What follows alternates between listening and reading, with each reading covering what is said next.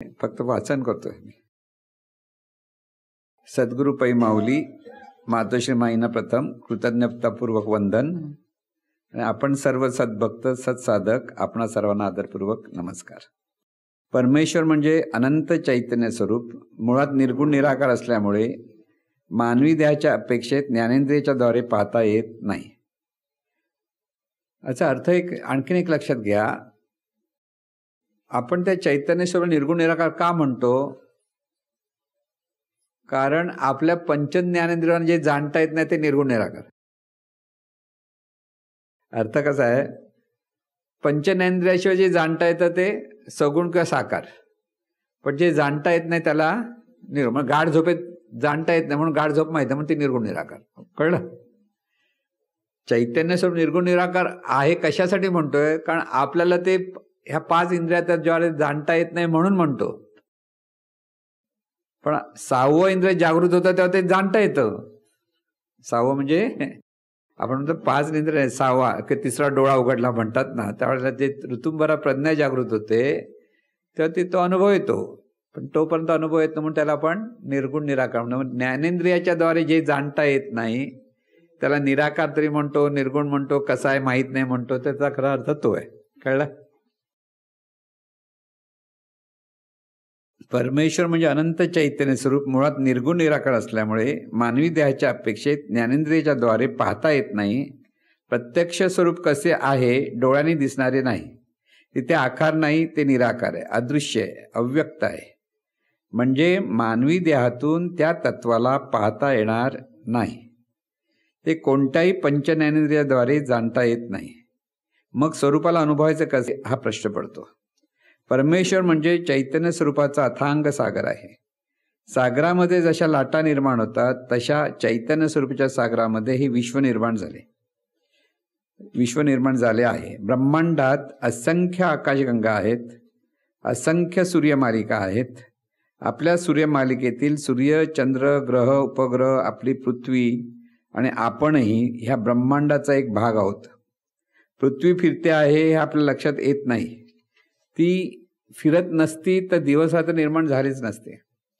ब्रह्मांड हे अनंत आहे आणि ते ब्रह्मांड जेथून निर्माण झाले ते त्याहून अनंत असले पाहिजे. कारण त्याशिवाय ते कसे, म्हणजे हे ब्रह्मांड निर्माण कसे झाले असते?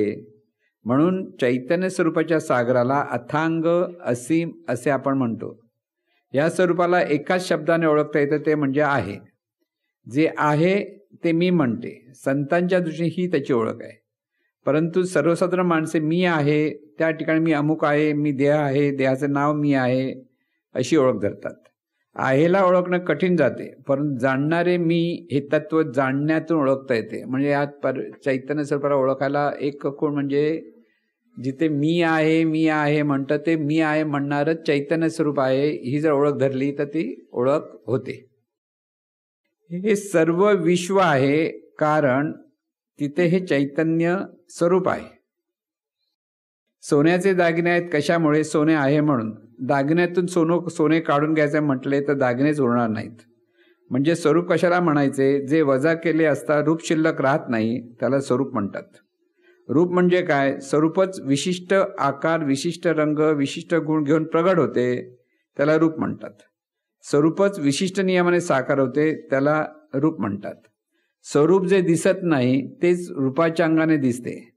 म्हणजे प्रत्येक रूपाच्या ठिकाणी पाहताना कसे पाहता आले पाहिजे? तर विशिष्ट नियमाने प्रगट झालेले स्वरूप म्हणजे रूप. झाड म्हणजे काय? विशिष्ट नियमाने ते प्रगट झाले आहे. विविध प्रकारची झाडे आहेत, ही सुद्धा विशिष्ट नियमाने प्रगट होतात. दृष्टी कशी असली पाहिजे? प्रत्येक रूप हे स्वरूपच, हे सहज समजून घेतले तर कळेल. जिथे जिथे रूप पाहाल तिथे तिथे स्वरूप हे असतेच. पशु, पक्षी, कीटक, जीवाणू ही सर्व एकाच स्वरूपाची विविध रूपं आहेत. शब्दाने कळले तर पुरेसं नाही, ते पाहायला लागला तर ते वळेल आणि तर ओळख पटेल. या चैतन्य भावाच्या दृष्टीने रूपाकडे पाहताना राग, लोभादी विकार निर्माण होत नाही. तिथे स्वरूपच आहे ही समदृष्टी येते. ज्याप्रमाणे समुद्राच्या विविध लाटा म्हणजे समुद्राचेच रूप, तसे चैतन्य स्वरूपातून निर्माण झालेले प्रत्येक रूप हे चैतन्य स्वरूपाचेच आहे. स्वरूप दिसत नाही पण रूप दिसते. रूपाला पाहायचे आणि मनातून स्वरूपाला नमस्कार करायचा.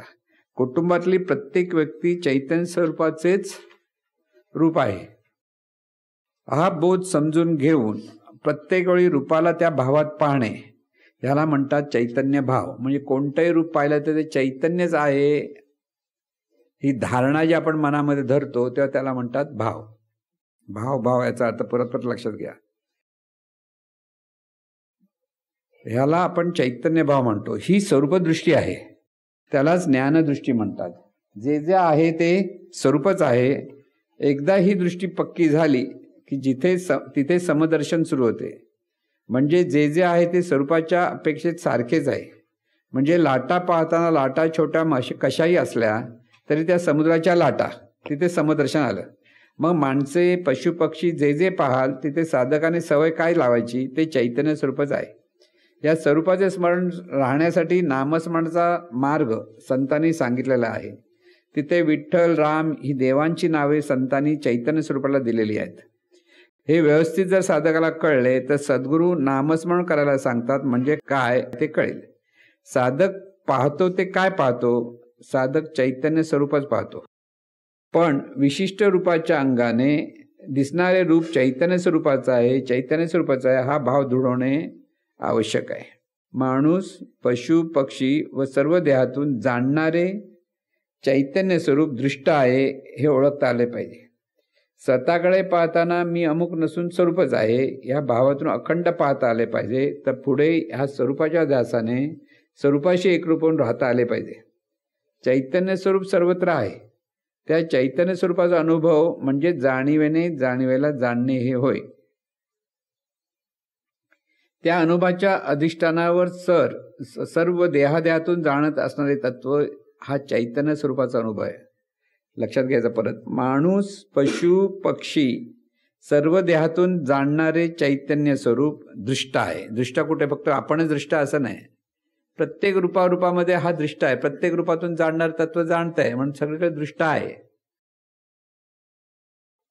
स्वतःकडे पाहताना मी अमुक नसून स्वरूपच आहे ह्या भावातून अखंड पाहता आलं पाहिजे. आणि पुढे पुढे ह्या स्वरूपाच्या ध्यासाने स्वरूपाशी एकरूप होऊन राहता आलं पाहिजे की चैतन्य स्वरूपच आहे हे इतकं पक्क झालं पाहिजे की उठता बसता आपण चैतन्य स्वरूपच आहोत ह्या भावातूनच पाहता आलं पाहिजे प्रत्येक वेळेला.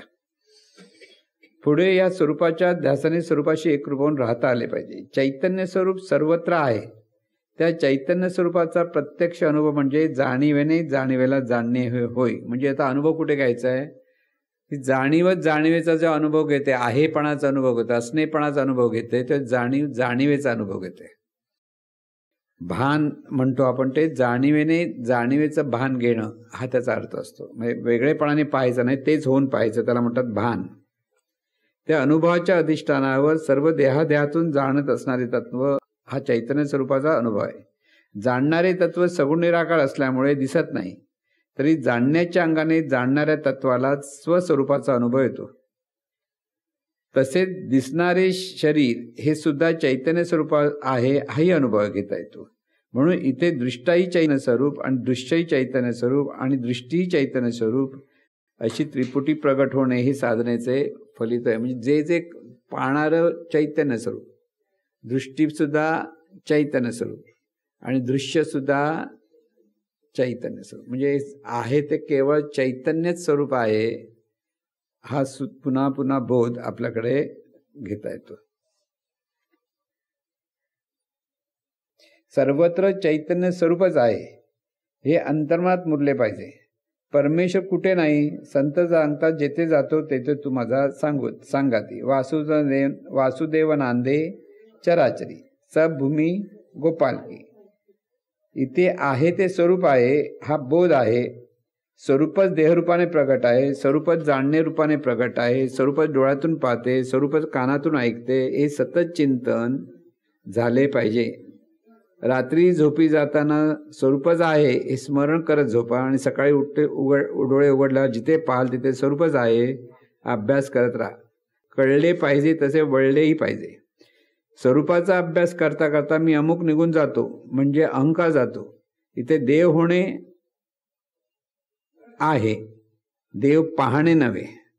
मी अमुक आहे तिथे स्वरूपच आहे हा भाव निर्माण झाला की त्यातून देवत्व प्रगट होते आणि हे दिव्यत्व प्रगट होते. तेव्हाच मग परत आपण सगळ्यांसाठी प्रार्थना म्हटली की उद्धारा जगतधारा देई सर्व आसावर स्वरूपानुसंधानी चित्तरमो निरंतर. की सतत आपल्याला हे स्मरण असलं पाहिजे की अखंड आहे ते चैतन्यच आहे, हे स्वरूपानुसंधान आहे. म्हणजे तिथे अखंड म्हणत राहिलं की स्वरूपानुसंधान की आहे ते चैतन्य. इथे मी म्हटलं तरी चैतन्य, समोर म्हटलं तरी चैतन्य, दोन्हीकडे सगळे चैतन्यच चैतन्य आहे हे पाहता आलं पाहिजे.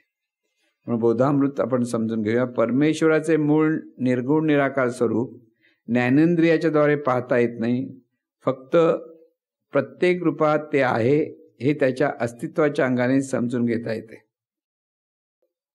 एकच स्वरूप विविध रूपाने प्रगट आहे म्हणून रूपाच्या ठिकाणी स्वरूप आहे. ह्या स्वरूपभावात पाहताना समदृष्टी येते. जे तत्व सर्वत्र सतत आहे ते मी अमुक ह्या वृत्तीशिवाय सर्वत्र आहे हे समजले तर स्वरूपभाव येईल. जे रूप दिसते ते चैतन्य स्वरूपाचे आहे म्हणून रूपाला पाहून मनातून स्वरूपाला नमस्कार करायचा. रूपाला पाहून स्वरूपच आहे ह्या ज्ञानदृष्टीने अखंड पाहता आले पाहिजे. दृश्य चैतन्य व दृश्याला पाहणारा सुद्धा चैतन्य हे समजून घेत राहाल तर तिथे स्वरूपभाव निर्माण होतो. म्हणजे प्रत्येक वेळेला पाहिलं की कोण पाहत आहे? चैतन्य स्वरूप. काय दिसतंय तर चैतन्य स्वरूप. कसं दृष्टी कशी तर चैतन्य, दृष्टी सुद्धा चैतन्य. म्हणजे तिथे एकच त्रिपुटी झाली असा हा सगळा भाव झाला. म्हणून मला वाटतं आता फास्ट बोलतोय आपण, पण काय होतं जो तो भाव आहे हे सगळं चैतन्य स्वरूप आहे. तर सहज देव म्हणजे काय? सर्व चैतन्य. आता स्वरूपभाव म्हणजे जे आहे ते चैतन्य स्वरूप. मी म्हणतो ते सुद्धा चैतन्य स्वरूप. म्हणजे याचे जे निर्णय कंगोर आहे चैतन्य स्वरूप ते आपण एक बाजूने समजून घेण्याचा प्रयत्न करतो. मग एकदा हे चैतन्य स्वरूप आहे, चैतन्य स्वरूप आहे एकदा झालं की सतत आपल्याला हॅमरिंग झालं पाहिजे की इतकं की उठता बसता झोपताना सुद्धा चैतन्य स्वरूपच आहे, चैतन्य स्वरूपच आहे असं करत करत झोपलं पाहिजे.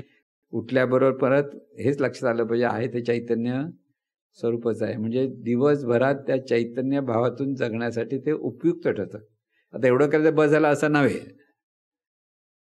सतत म्हणत राहायचं आणि त्या भावात जीवन जगता आलं पाहिजे. त्या भावात प्रत्येक विचार, प्रत्येक उच्चार, प्रत्येक आचार हे आपणच आपल्याला करावं लागतं. ते दुसऱ्यांनी सांगून समजणार नाही आणि होणार नाही. ज्याचा त्याचाच अभ्यास ज्याचे त्याने करावा लागतो.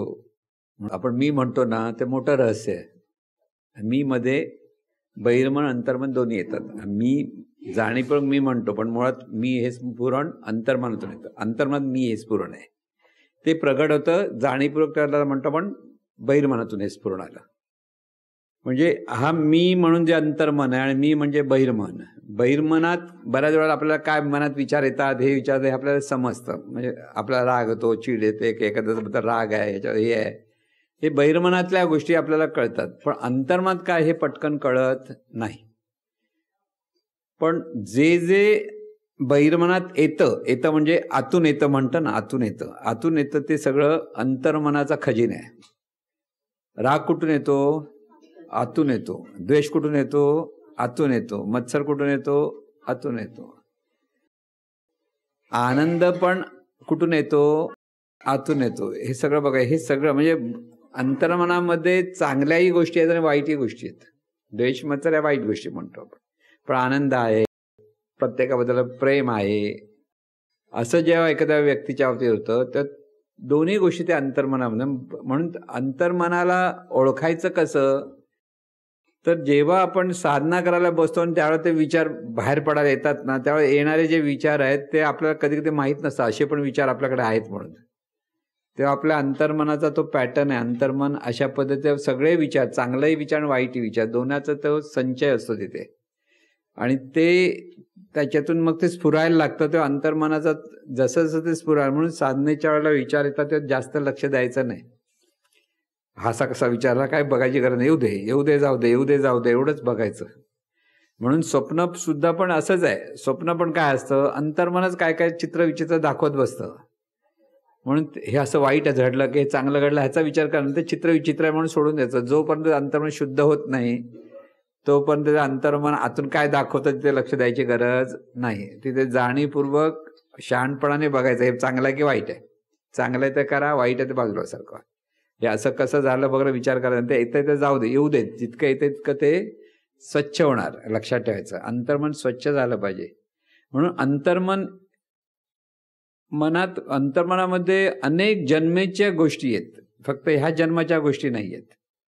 म्हणजे कधी कधी आपण कसलाही विचार न करणाऱ्या गोष्टी जेव्हा बाहेर पडतात तेव्हा आपल्याला वाटतं हे कधी आपण शिकलोय, कधी आपल्याला हे केलंय असं वाटतं. पण ते पण असतं. आणि त्यावेळेला कधी कधी आपल्याला आश्चर्य वाटतं, हा शब्द आपल्याकडे कसा बाहेर आला, की असं वाक्य कशी बाहेर पडली. पण हे सगळं आपल्या अंतर्मनात आहे. म्हणून एखादा माणूस जास्त आरडाओरडा करणारा आहे, रागावणारा आहे, तामसी वृत्तीचा आहे, ते त्याचा अंतर्मनाचा तो स्वभाव झालेला आहे. अंतर्मनात त्या गोष्टी ठासलेल्या आहेत आणि त्या बाहेर पडतात. ते बाहेर पडतात तेव्हा त्याचं अंतर्मन स्वच्छ होत जातं का? बाहेर पडतात नाही, हो बाहेर पडतात. त्यावेळेला त्या विचारांना साथ नाही दिली तर स्वच्छ होतं. त्या बाहेर पडणाऱ्या, आता एखादा रागवणं जेव्हा तो आणखी अधवा बोलायला लागतो ते काय होतं, परत अंतर्मनात जातं. बघा, ह्या खोलीत आलेली माशी आहे, तिला तुम्ही अशी बाहेर टाकताना ती बाहेर गेल्यासारखं परत येतात आतमध्ये. बरं होतं ना, माशा हाकलायला जा, उडतात, त्या बाहेर जातात वाटतात, आणि तुम्ही जरा जरा हात गेला की ते परत आतमध्ये येतात. तसे विचार येते. जर जे विचार येतात त्यांना तुम्ही लक्ष नाही दिलं ते आपोआप जातात. त्याला बाहेर काढा म्हणजे बाहेर जात नाही. तसे लक्ष द्यायचं नाही, हा एकच उपाय असतो. लक्ष द्यायला लागलात की ते आतमध्ये आले म्हणून परत समजा. म्हणून कोणत्याही विचाराला घ्यायचं की न घ्यायचं, दुर्लक्ष केलं तर तो जातो, लक्ष द्यायला लागलं की तो परत येतो. समजलं? अंतर्मन शुद्धीकरणासाठी ही एक बाजू आहे. दुसऱ्या बाजूला अंतर्मनात सतत चांगल्या विचारांचं चिंतन करणं, चांगल्या सुभाषित म्हणतो की आपण श्लोक म्हणतो मी मुद्दाम म्हणून, किंवा आता प्रार्थना म्हणायची, की ते चांगले विचारांचं संस्कार करत राहणं हा एक पार्ट आहे. आणि अनिष्ट विचार बाहेर गेले पाहिजेत हा दुसरा पार्ट आहे. दोन्ही गोष्टी व्हायला पाहिजेत. म्हणून साधनेमध्ये ज्या निवांत होतोय की श्वासस्मरणामध्ये जेव्हा पाहतो त्यावेळेला पहिलं म्हणजे विचारच सगळ्यांना भरपूर येतात. ही पहिला अनुभव आहे. सांगतात नाही सांगत सगळेजण, पण काही लोकांना ते कळत नाही विचार येतात ते, कारण तेही कळण्याच्या पलीकडे झालेलं असतं. की एखाद्या कचराचं काम करणारा माणूसाला घाणीचा वास येत नाही, येतो नाही येत का? आपल्याला पटकन घाणीचा वास येतो, त्याला येत नाही कारण त्याला सवय झालेली असते. तशी काही लोकांच्या मनात इतके विचार येतात आणि ते खोलतात, त्यांना वाटतच नाही आपल्याला विचार येतात काय येतात, सवय झालेली असते, येते जाते. पण एकदा ते मन स्थिर व्हायला लागला, साधना करायला लागले की मग लक्षात येतात हे विचार येत आहेत आतून. त्यावेळेला लक्षात यायला लागतं. आणि मग त्यावेळेला विचारायला लक्षात येतं, त्या विचारात गुंतायचं नाही, तर लगेच त्यांच्याकडे दुर्लक्ष करा. तुम्ही जितकं दुर्लक्ष कराल तितकं ते विचार निघून जातात आणि तिथं अंतर्मनात एका पार्शियल शुद्धीकरण होतं. दुसरं म्हणजे परत चांगले संस्कार, चैतन्यच आहे की सर्वांचं भलं होत आहे, हा अंतर्मनाचा पॅटर्न तयार झाला की ते अंतर्मनाचं दोन्ही बाजूने शुद्धीकरण होतं. मग दोन्ही बाजू विचार एवढे असे येतात आणि ते क्षणासाठी असं आपण बसू नये, असं पण काय काय क्षण येतात तसे, तेच म्हणतात ना. पण तिथे आपण विचारात ज्या वेळेला गुंतायला लागतो त्या आपल्याकडे त्या निर्णय भावना तयार होतात. त्या विचारांकडे पाहिलंच नाही तर भावना निर्माण होत नाहीत. विचारांकडे लक्ष देणं म्हणजे त्या विचारांचं आदरातिथ्य करण्यासारखं होतं. हो, म्हणजे हो म्हणजे म्हणून म्हटलं ना, अनिष्ट विचार आहेत हेही न पाहता साधनेच्या वेळेला दुसरे कसले विचारच पाहिजे, आता इष्ट आहेत का अनिष्ट हे पण बघायला नको जाऊ.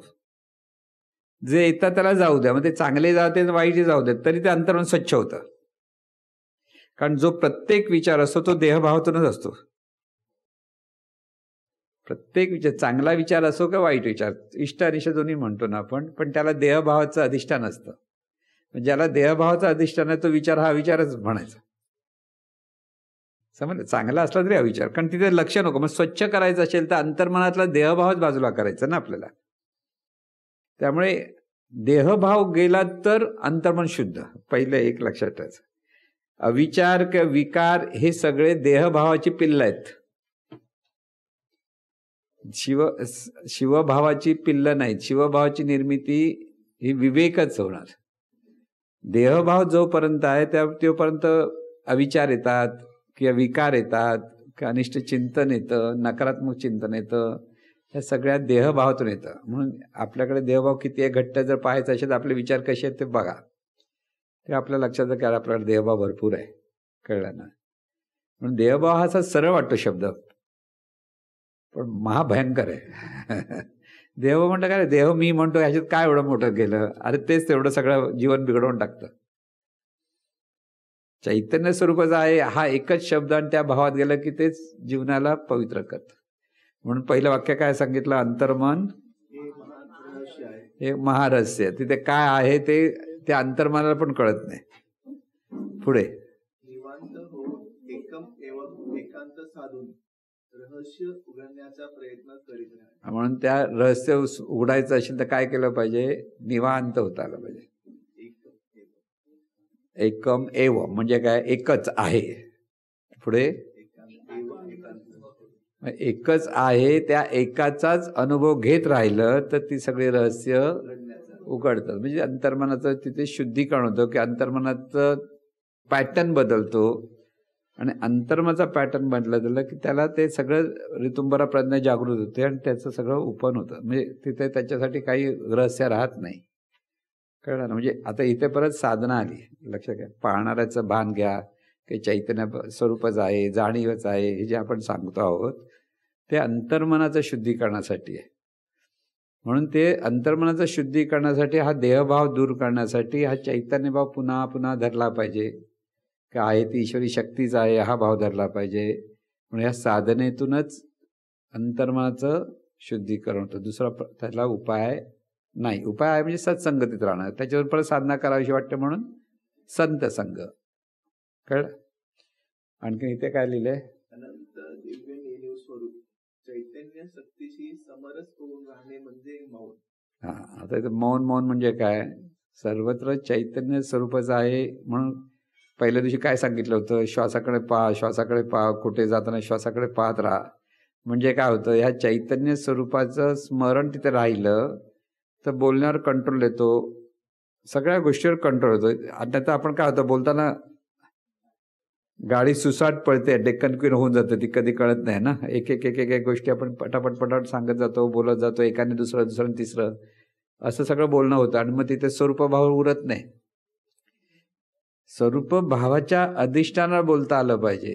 त्यासाठी हे नेणीव स्वरूप म्हणतो आपण, त्या नेणीव स्वरूपाचा ह्या सगळ्या गोष्टी आपल्याला अवगत होण्यासाठी आपल्याला हे स्मरण महत्वाचं आहे. स्मरणातूनच ह्या सगळ्या गोष्टी सहज होतात. म्हणून काय सांगितलं, नेणीव स्वरूपाचं काय सांगितलंय, चैतन्य शक्तीशी समरस होऊन राहणे म्हणजे मौन. म्हणून नेणीव स्वरूप म्हणजेच काय, चैतन्य स्वरूपच आहे, चैतन्य स्वरूपाचं आहे. या भावात जेव्हा आपण जितके रममाण होतो तेव्हा आपोआप मौन होतं. पण त्याच्या आधी मौन नसतं. त्याच्या आधी मौनात पण विचार करत असतो माणूस. गपचूप बसला, डोळे बंद करून बसला तर दुनियेचे विचार करत बसतो. ह्याने असं बोलला होता, मला माहिती आहे, हा असा आहे, तो तसा आहे, हे सगळे विचार येतच बसतात. ते विचारांचं मौन राहतच नाही.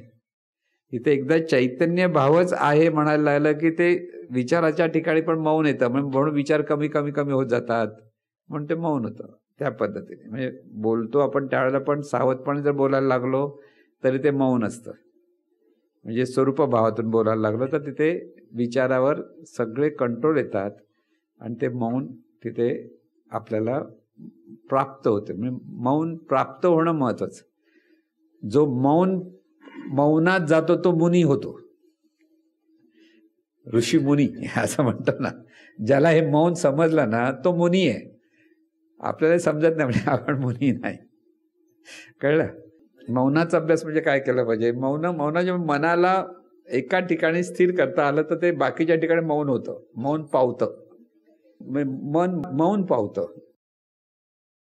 मुक्केपणा म्हणजे मौन नव्हे,